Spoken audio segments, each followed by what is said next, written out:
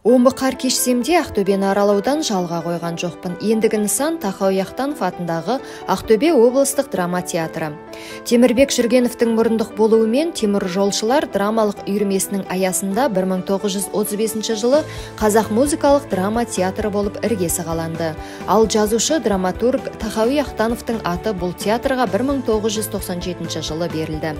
Мен барғанда театр жөндеу және реконструкция үшін жабылған екен. Жөндеу жұмыстары үшін 626 миллион теңге бюджеттен бөлінген. Құрметті көрермен, Ақтөбеден кейінгі сапарым Тараз қаласына болады. Менің арнама жазылып, лайк пен қолдауды ұмытпаңыз.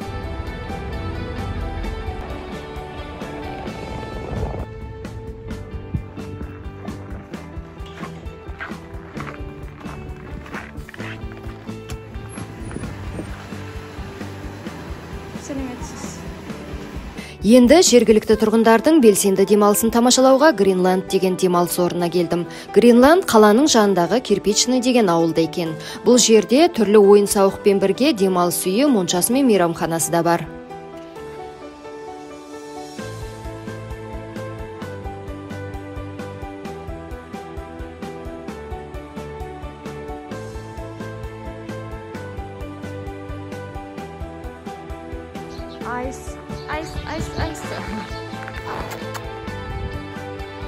Айстың настроение шығып екен.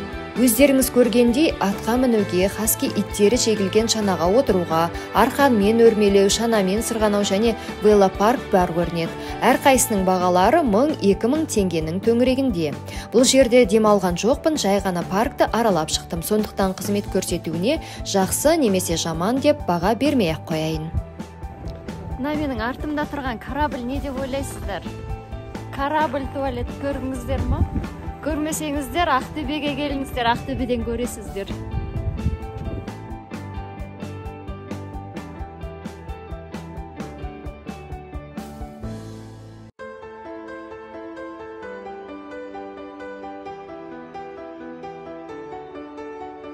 Гренландқа мен бейсенбі күні келдім, сондықтан да болар адам өте аз.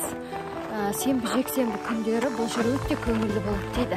Қыдырып жүргенімде тұрғындардан Ақтөбенің қақ ортасында бұғы қанымен емдеу шипажайы ашылды дегенді естіп, сол жерге баруды шештім.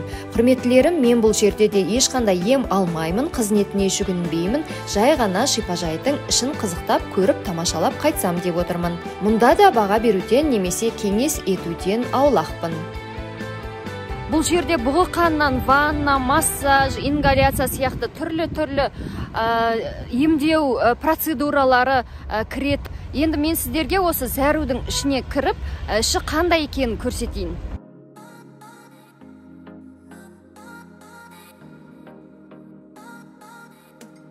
Зәру деп аталатын емдеу сауықтыру орталығы Сәңкібай Батыр 73 адресі бойынша орналасқан. Бұл жерде тәуліктік құны 18 000 теңге.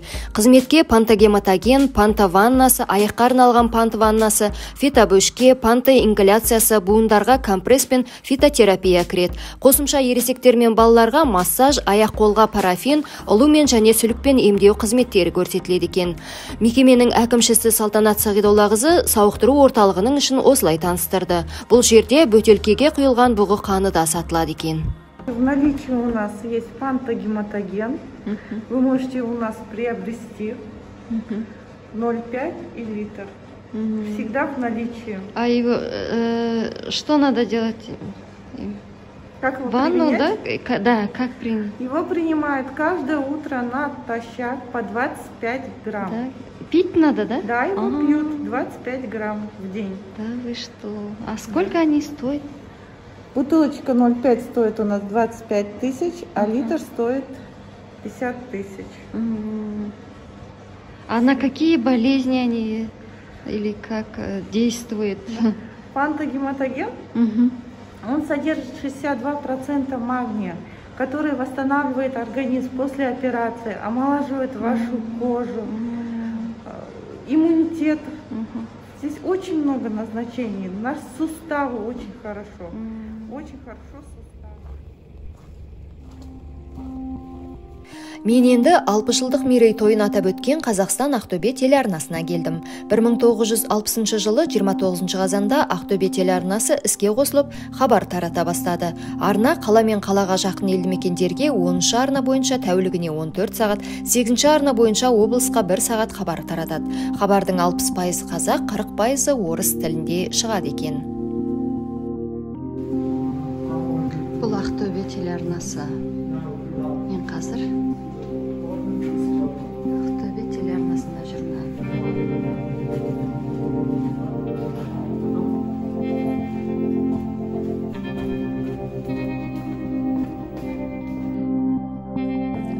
Бір жалпы түсінік бар да, өзінің тұрып жатқан жерін. Ақтөбе телеарнасына барып, таңғы бағдарламаға сұхбат беріп қайттым. Қазір енді Димаш Құдайберген оқыған колледжға бара жатырмын. Одан кейін бұйыртса Димаштың үйіне барсам деп отырмын. Менімен бірге болыңыздар. Айтпақшы, мен сіздерге айта кетейін, келесі баратын қалам ол Тараз қаласы, Жамбыл облысы. Менің арнама жазылып, лайк басуды ұмытпаңыздар.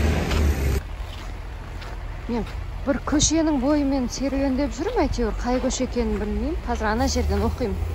Бірақ мына жерде үйлер ескі, үйлерді әдемі қылып жасап қойыпты. Былайна сыртын әдемі қылып жасағанда, ойыпсың. Міне. Сөйтіп, мына үйлердің бәрі ескі үйлер ғой. Бірақ сондай аккуратный да. Мына Ақтөбеде жалпы үйлердің сыртын әдемі осылай аккуратно жасалғанда, бір қирап жатқан үй жоқ. Так, мына көшенің аты Шернияз Жарылғасұлы. Шернияз Жарылғасұлы көшесімен келе жатырмын. Кеше боран болғанмен, бүгін боран жоқ, бірақ күн кешегіден суық болып тұр.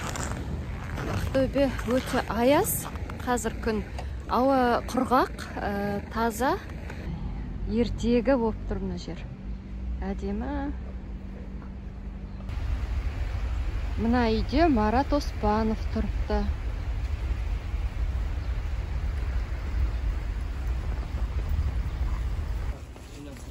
Жалпы Ақтөбе өте суық қала екен. Бұл жердегі мынандай жабық остановкалардың ішіне кіріп көрейік. Ой, жабық. Күн өте суық, бірақ адамдардың бәріне жауырып далада тұр. Аяқтарын қақ-қақ көреді. Айтпақшы, Ақтөбеде көп қабатты үйлер болсын, жер үйлер болсын, барлығының мұржасынан будақтап бу шығып жатады екен. Барлық үйлер газбен жылытылады. Газдың бағасы біршама арзан. Сондықтан да Ақтөбеде үй жылытумен мәселе болмағандықтан зәулім коттедждер көп. Айта кетейін, Ақтөбе қазба байлықтарға бай өлке. Түрлі зауыттар кен өндірумен айналысады. Алайда сол зауыттар қоршаған ортаны ластауын тоқтатар емес деп экологтар дабыл қағады. Олардың арасында шетелдік компаниялар да бар көрінеді. Мысалы, облыста жылына 170 мың тоннаға жуық зиянды зат қоршаған ортаға таралады екен. Міне мен Димаш оқыған колледжға да келіп қалдым. Осы колледжда оқыған екен Димаш Құдайберген. Міне мына көшелермен Димаш жүріп өзінің оқуына барған. Димаштың колледжінің алдында міне мынандай жарнамада Димаштың сурет тұр екен. Дәл осы Димаш Құдайберген оққан Ахмет Жұбанов атындағы Ақтөбе музыкалық колледжі осыдан 50 жыл бұрын құрылды. 1971 жылы 18 тамызда Ақтөбе музыка училищесін ұйымдастыру туралы Қазақ СССР министрлер кеңесінің қаулысы шығып, өңірдегі жалғыз кәсіби музыкалық білім беретін мекеме болды. Жалпы бұл ғимараттың іргесі 1954 жылы қаланған. Ғимарат музыкалық білім беру үшін арнайы салынбаған дейді колледждің директоры Аманжол Дүйсенұлы. Арнайы зал болу керек, акустика соған бағытталған үлкен зал. Камерный зал. Класстардың өзі де мысалға осы мамандыққа сай болу керек. Екі есіктер болу керек.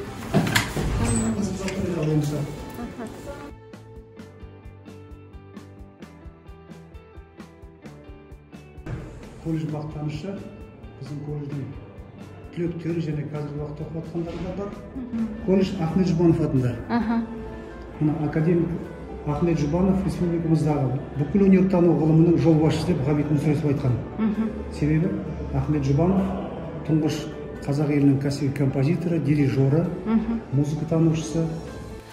Ақтөбе музыкалық колледжін Димаш Құдайбергеннен өзге Светлана Касьян, Абдулхамид Райымбергенов, Зәмзәгүл Ізмұратова, Нұргүл Шақыпбек, Мирас Бекжанов, Ерке Есмахан сияқты еліміздің музыка саласында белді тұлғалар, танымал әншілер бітіріп шықты. Әнші Димаш Құдайберген бұл колледжді 2014 жылы тамамдаған. Алтак тавалы әншіміз 1994 жылы 24 мамырда Ақтөбе қаласында дүниеге келген. Атанасы Қанат пен Светлана Айтбаевтар Қазақстан Республикасының мәдениет қайраткерлері. Ата-жесте өнерден құралақан адамдар емес. Димаш бірқатар халықаралық және республикалық байқаулардың жеңімпазы. Қытайда өткен I'm a Singer 2017 телевизиялық шоуы оның бағын ашты. Қазір Димаш Америка құрама штаттарында.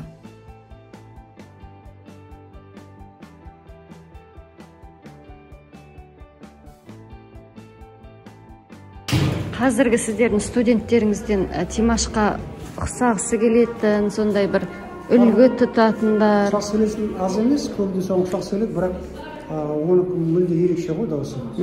Мүлде ерекше, ешкімге ұқсамайды. Ол кезде бізде де онша түсінбегенде шығармыз. Мысалға, емтиханның кезінде тыңдап отқанда, мен талай емтихан тоқтап тастайтын едім емтиханды. Себебі жоғарыда ұсталған кезде мен ойладым, одан кейін ары қарай алу мүмкіншілігі жоқ. Дауысын жаңа несінде үзіп аламын дедім, связка. Сосын айтады, күйеуақта тоқтаңдар үшін болмайды деп. Емтиханнан кейін ұстазы Айтимов айтады, жоқ оның дауысы мұңшыл, ары қарай тағы да бар. Сосын мен айтамын, ол дедім, бұны қалай аласыңдар? Жүріп кетсе, одан кейін ол маман жармай қалады ғой, оқуға ары қарай. Сосын ұстаз айтты, жоқ, ар жағында мүмкіншілігі бар, мен оны білемін деп. Содан кейін біздер емтихандарды көріп, бірақ қорқып отыратын әрқашан айтса да. Себебі ондай болған жоқ бұрын бізде. Себебі оның диапазоны өте кең екенін білмей қалдық та. Мен мысалы өзім. Артынан оны түсіндік. Ол айтады, бұнда бірнеше дыбыс жоғары алады деп. Одан кейін ары қарай дамып тіпті миға сыймайтын дыбыстарды алып кетті ғой. Свистковый регистрге де кетіп қалдық мысалы.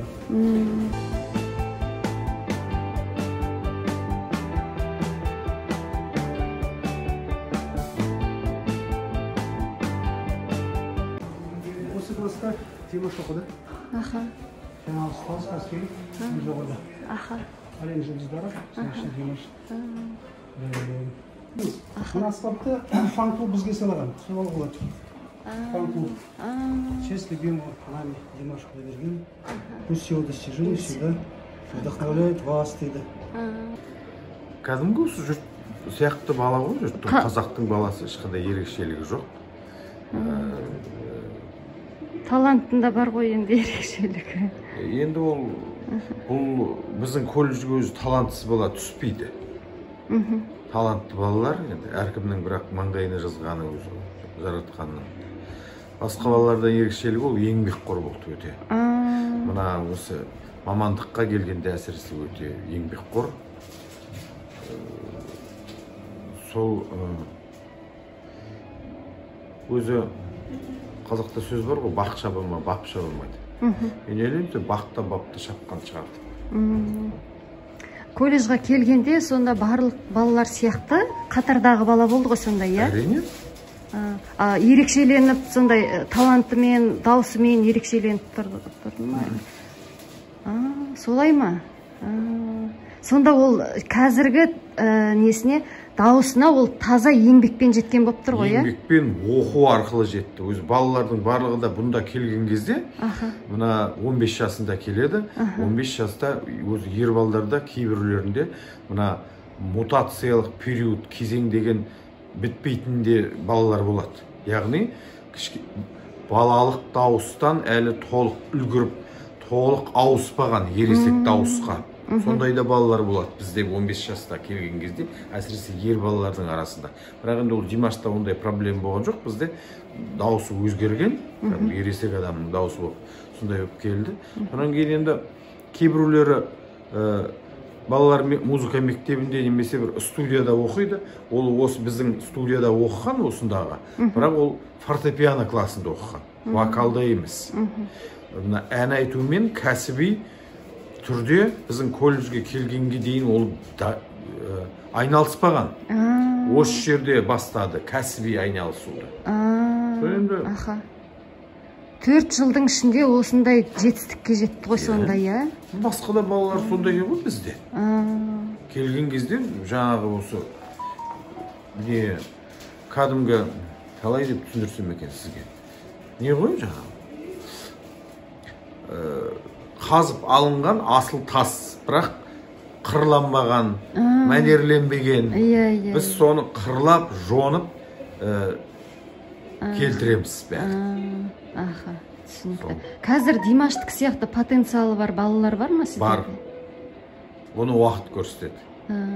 Аха, жарайды, сол рахмет сізге. Біздер қуанатынымыз Димаш бүкіл қазақты әлемге танытты біріншіден, екіншіден әлемдегі сол жанкүйерлердің көбі қазір қазақ тілінде сөйлейді, қазақтың музыка аспаптарында ойнайды, Абайдың шығармаларын оқиды. Ата-анасы өте дарынды, ата-анасы, әжелері, әнші күйшілер, өнерге жақын салт дәстүрлерді білетін адамдар. Сосын жаңа айтқандай ата-әженің тәрбиесін көрген бала. Тәрбиесін қазақшыл өте. Екіншіден әрине Құдай берген дауысы. Бірінші айттық қой, тегі, екінші осы дауысы жақсы материал болды. Сол жақсы қолға тап болды. Мына Марат Толжабай Шайтимов өте қазір бүкіл әлемге белгілі ұстаз. Тек қана Димаш емес, сонымен қатар басқа да көптеген әншілер дайындаған. Қазіргі уақытта Алматы, Астанада, шетелде де жүр оның шәкірттері. Орындаушы ретінде, ұстаз ретінде. Сол туған күніне көп күйеулер келеді, күйеулер жаңағысылай байланысқа шығып құттықтап жатады, соны біз көріп қуанып жатамыз. Енді ұстазын шетелге де шақырып еді, Европаға да, Түркияға да, Алматыға, Астанаға, жаңа Марат Толжабайшты. Сол кезде мен қорқып едім, кетіп қалама деп. Ол айтты, осы Ақтөбеде мен өстім, өндім, Ақтөбеде маған үй берді, атақ берді, мені мойындады, осы жерде жұмысым жақсы, мен ешқайда бармаймын деді. Соған біз өте қуаныштымыз. Осындай әлем деңгейіндегі ұстаз арамызда жүргеніне. Сіздерге басқа жақтардан оқуға келетіндер көп шығар, иә? Қазір көбейген шығар.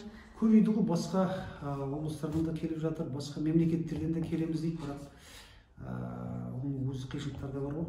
Қиыншылықтары да бар. Бұлай негізі жаңа өзінің Димаштың ұстаздары Марат Айтимов немесе ән классынан немесе жаңа Шайлау Асылхан домбырадан үйреткен, шеттен оларға жаңа Zoom арқылы немесе WhatsApp арқылы шығып сабақтар алып жатқандар да бар. Сабақтар алып жатқандар. Сол звондайды, енді қолы бос болса, әрине олар көмектесуге тырысады әрқашанда.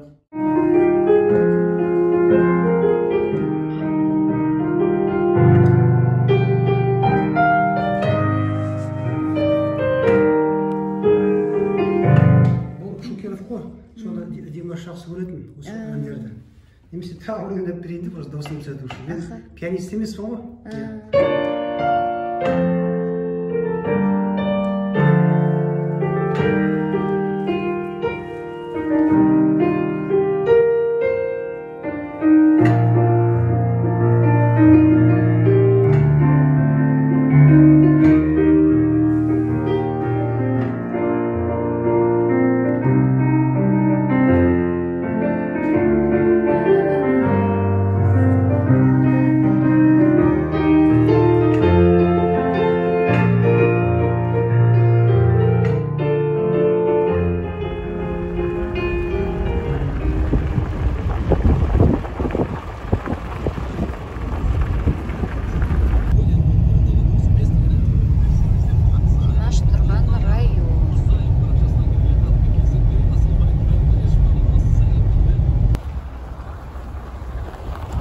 Здравствуйте.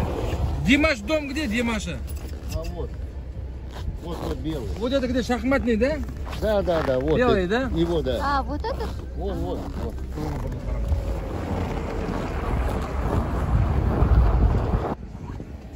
Димаштың үйіне келдік. Менің артымдағы мына үйде әйгілі Димаш Құдайберген тұрған. Міне. Осындай ғане кішігірім коттедж.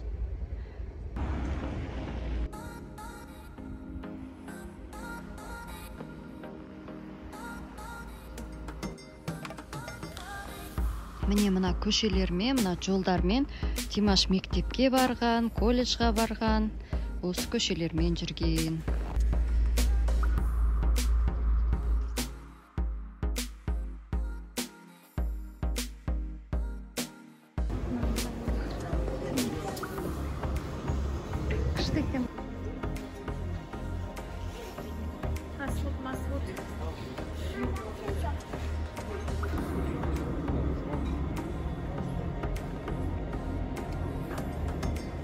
Енді Ақтөбенің Таксим деген мейрамханасының менюін көреміз.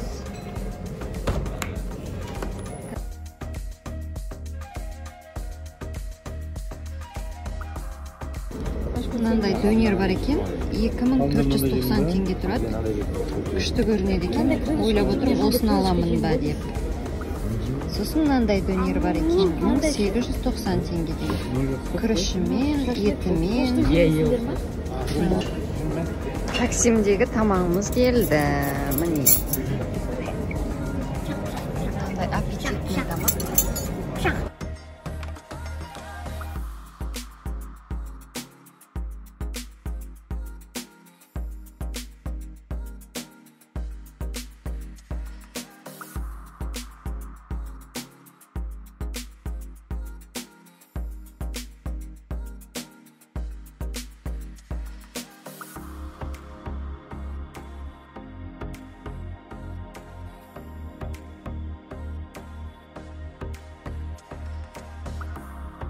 Құрметтілерім, менің Ақтөбе қаласына сапарым осымен аяқталды. Ақтөбе адуынды боранымен қарсы алып, ызғарлы аязымен шығарып салса да, қалаға аяқ басып ауасын жұтқаныма еш өкінген жоқпын. Жаңа жер мен жаңа адамдардан қуат алдым. Таным көкжиегімді арттырдым. Интернетте Ақтөбе туралы қазақ тілінде мәліметтердің көбеюіне, бұл қалаға саяхаттағысы келетіндердің санын арттыруға тамшы да болса үлесімді қостым деп үміттенем. Келесі кездескенше сау саламатта болыңыздар. Ақтөбеде 2 күн болып қайтып бара жатырмын. Керемет әсердемін. Ақтөбеліктер де өздерінің қонақжайлығымен, ашық жарқын мінездерімен менің көңілімді жаулап алды десем болады. Сіздермен Таразда кездескенше.